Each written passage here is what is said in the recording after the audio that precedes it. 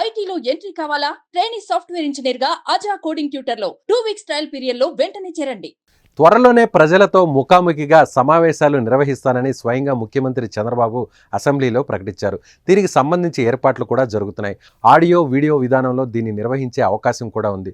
1995-2004 మధ్య చంద్రబాబు ముఖ్యమంత్రిగా ఉన్న సమయంలోనే డయల్ యువర్ సీఎం కార్యక్రమాన్ని నిర్వహించారు. ఇప్పుడు Mann Ki Baat, dial your CM కలిపి ఓ కార్యక్రమాన్ని రూపొందించే పనిలో ఉన్నారు.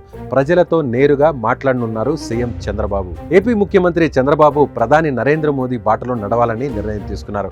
మోదీ నిర్వహిస్తున్న మన్ కీ బాత్ తరహాలో ఏపీలో కూడా చంద్రబాబు ప్రజలతో నేరుగా మాట్లాడాలని నిర్ణయించారు. ఈ కార్యక్రమాన్ని సంక్రాంతి నుంచి ప్రారంభించే అవకాశం ఉందంటున్నారు. ప్రస్తుతం ఈ కార్యక్రమంపై చర్చలు జరుగుతున్నాయి.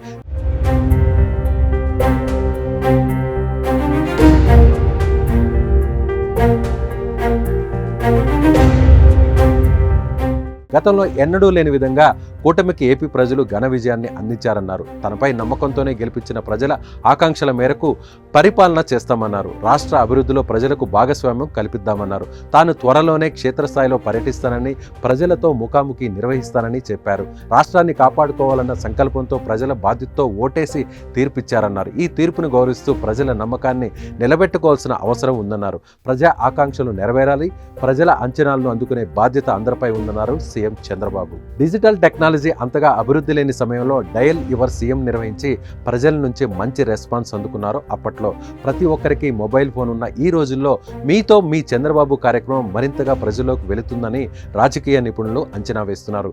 SMS ద్వారా కూడా ప్రజల సమస్యలను ఈ కార్యక్రమం ద్వారా సీఎం తెలుసుకునే అవకాశం ఉంటుందని భావిస్తున్నారు. సో పబ్లిక్ కొత్త సంవత్సరంలో కొత్త కార్యక్రమాలకు సిద్ధం కండి.